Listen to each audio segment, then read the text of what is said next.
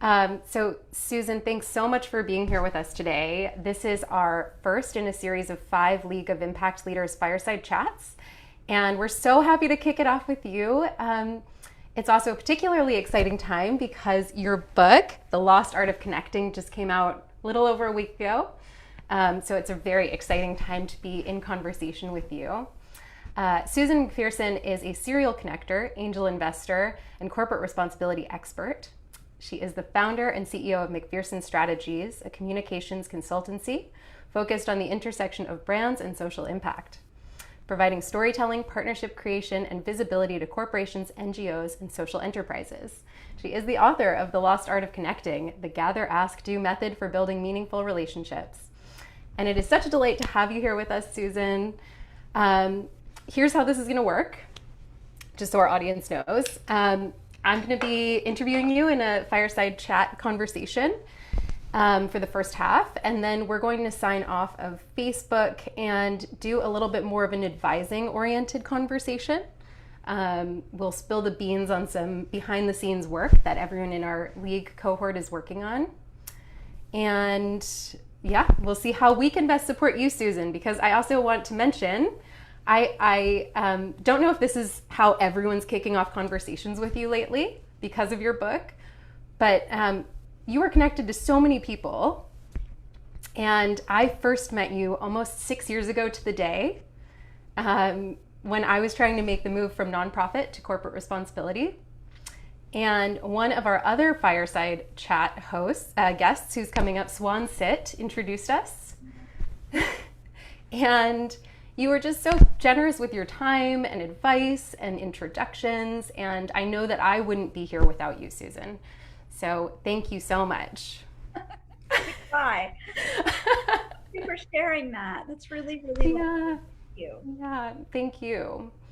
Okay, and so as we're starting out, I wanted to ask you, Susan, how you feel about small talk. Yeah. And is it possible to skip the small stuff and go deep? I don't know if we necessarily need to delete small talk from our lives, right? I mean, there is a time and a place for small talk, right? I mean, if we were always deep, life would be pretty hard, right? I mean, sometimes we just need to kind of step back and talk about the weather, okay? I mean, look, we're all human, but when we default to only talking about the weather and what we ate for lunch, we're missing enormous opportunities to get to know people, to listen to people, to hear people, to learn things about ourselves that we didn't even know. So I would say yes to small talk in doses. And I'm a tiny being, so I guess I actually only do small talk because I'm small. But Yeah, I suggest, in doses. How's that? I love it. I love. And do you have favorite questions that you like to start off with when you're just meeting people? Absolutely. And actually, in the book, there is a chapter that actually gives people a toolkit for those kind of times when you either are walking into a Zoom room or a Microsoft Teams room, or in the next few months when we're back out in some semblance of normalcy, so that you can go deeper. And they range from things like very timely, this year has been really challenging. How are you doing? And is there anything I can be helpful to you with? Or if you could pick anywhere in the world that you could go when this pandemic is over, where would you go and why? Or if there was one problem you could solve in the next month on this planet, what would it be? And these are obviously they're kind of quote unquote deep questions, but they will elicit a meaningful conversation, and they will actually give you insights into the other person that maybe you didn't know, and probably as importantly, give you kind of the almost the memory chips to take away that then you can follow through and maybe be helpful, maybe be responsive, maybe connect them to other people who might be able to help them solve that problem. So those Yeah, are some samplings. I love those questions so much. I asked specifically to pull from that chapter, so a sneaky one, but I love those questions so much.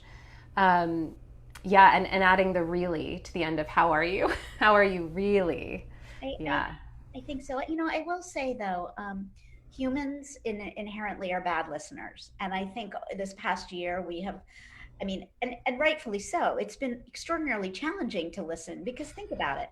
We're in these video rooms or, online rooms where we have our email, we have our tweet deck or Hootsuite, we have our Instagram running, we have WhatsApp, we have text, we have all the bings, not to mention our pets, and many of us have our children. And so, good Lord, like let's just make it even more difficult to listen, right? But if you are going to be asking these questions, try to focus and even go so far as repeat back to what you've heard. I believe me, I write things down.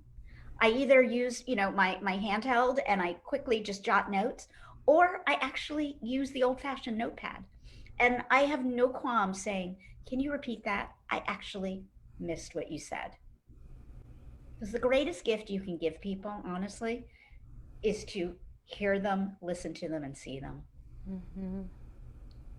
Yeah. And you know it when someone is hearing you, Oh, listening, and seeing you. It absolutely. feels good. Yeah. Yes, Yeah. it does, right? It Yeah. does. Yeah. It leaves that good shimmery feeling, that good impression. Um, so thanks so much for sharing those amazing questions. I'm so glad we're recording so that we can come back to them too for the group. Um, And so this is kind of a switching gears a little bit, but this group is focused on leadership development, and the folks in the program are super committed to making a big positive impact in the world and really affecting change. And so we're kind of always talking about leadership. And I know early in the book you talk about these 4 different types of managers.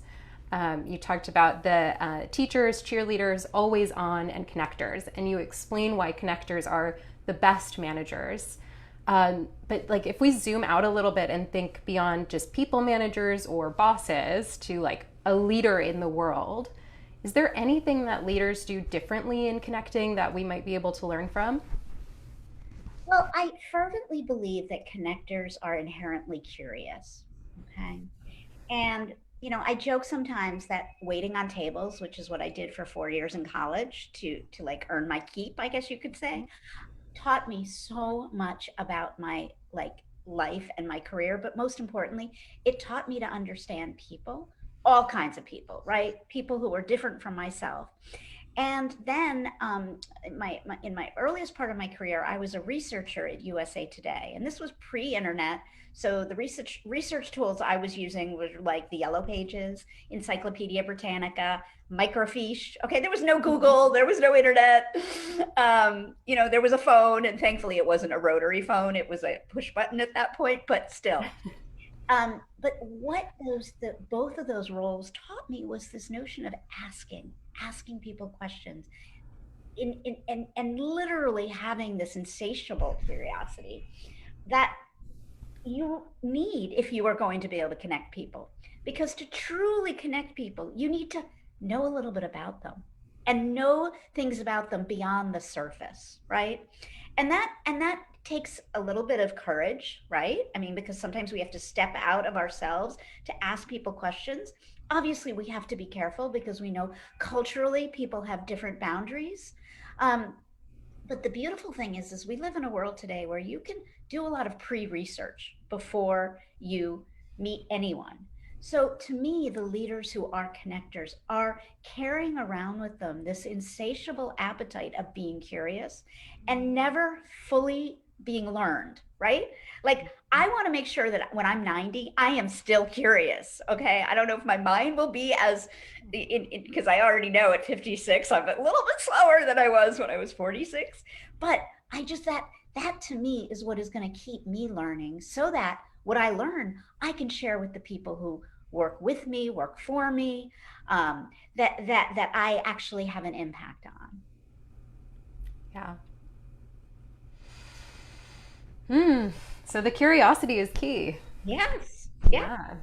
Yeah. I think we talked too about in this group about the difference between a boss and a leader. And there are so many people who get airtime and who, do a lot of public speaking, might have recognized names, but are not necessarily curious, leaders by your definition there. Um, Well, the other thing is when you're curious and you learn about others, you can shine a light on them in a way that is much more, and I hate to use the word because it's so overused, but authentic, right? I mean, we see people, yeah, I mean, we're filled with a world where people are putting out, Insta stories showcasing people, which is great and wonderful.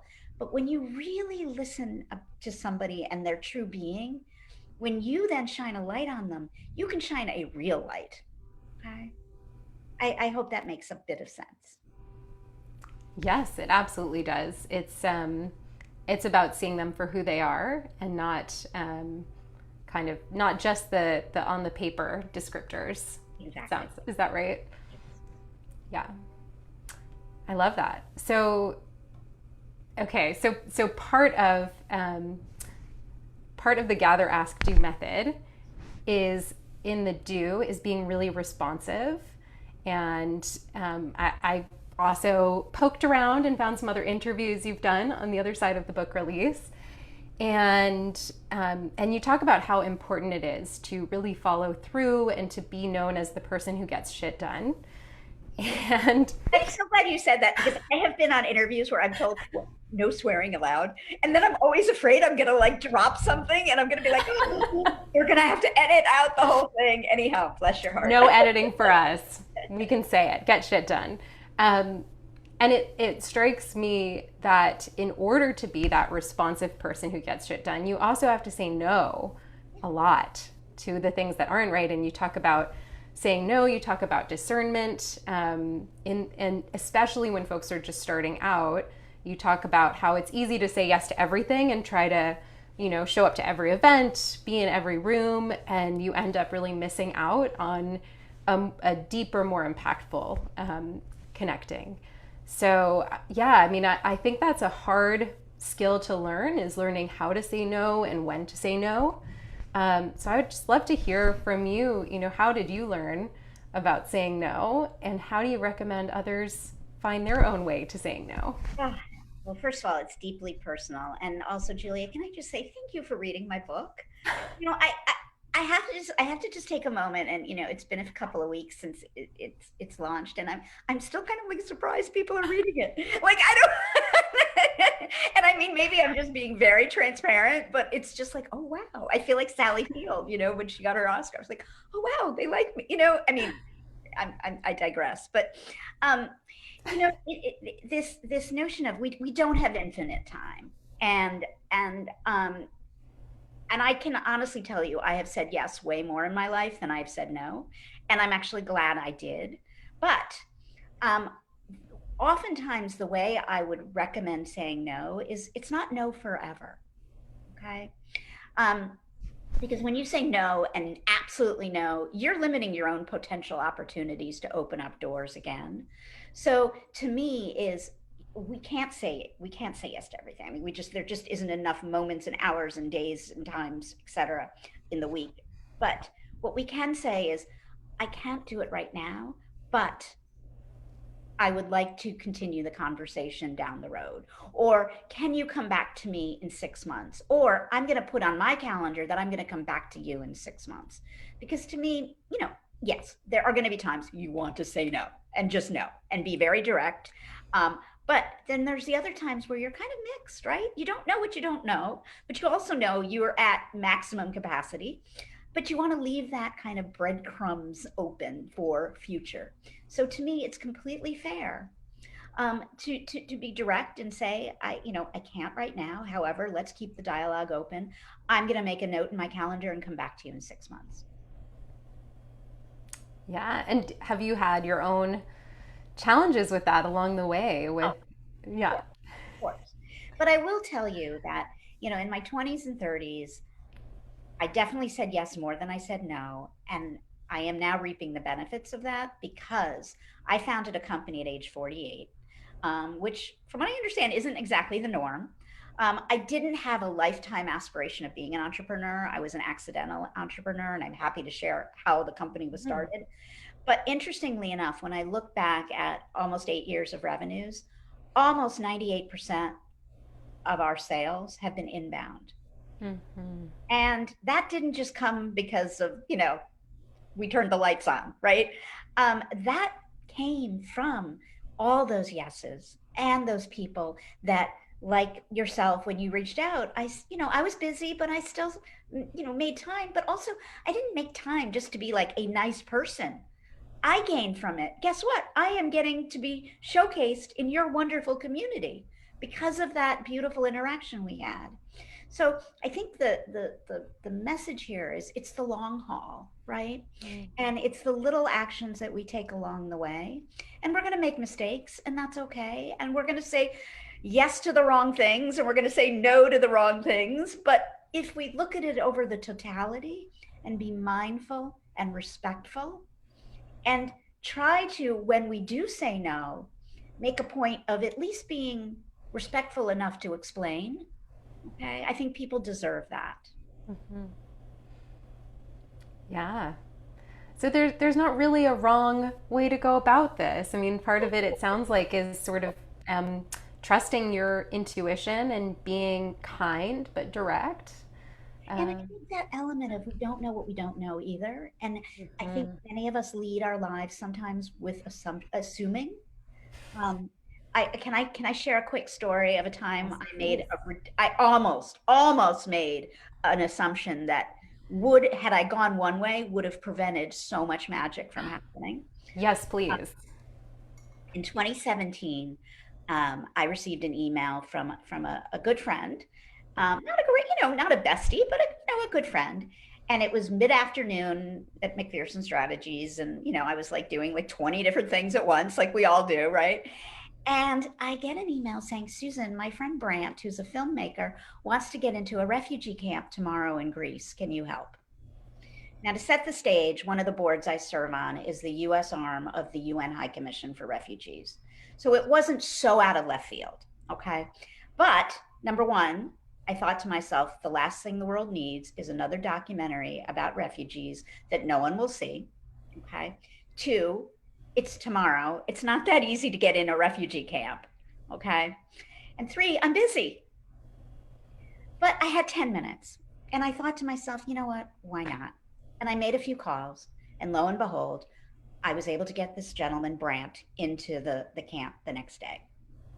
I learned, however, the next week that he wasn't a documentary filmmaker. He was a big budget Hollywood producer who had done multiple Tom Cruise films. Okay? A few months later, I get a call from a friend who was an advisor to the NGO, the global NGO CARE.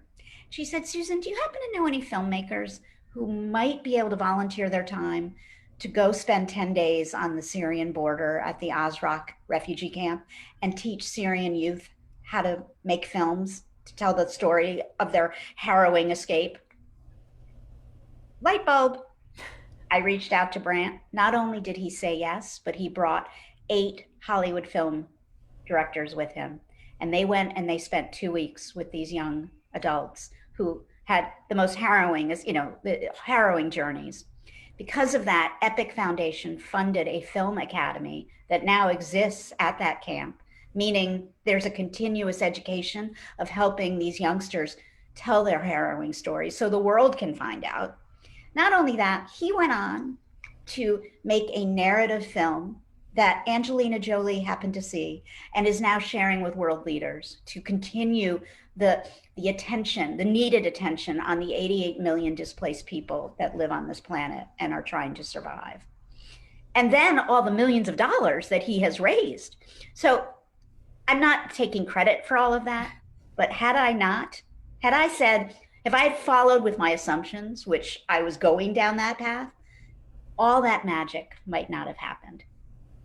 So that's a long band camp story, but I think the point is made.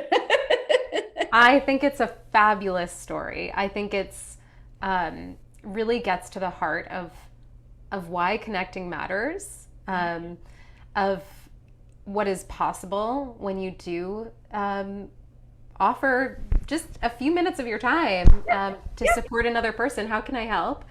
To make such an enormous impact in the lives of people who wouldn't otherwise have had access to such an amazing opportunity. So I love that so much. And he just sent me, he just got the book last night and he sent me a photo.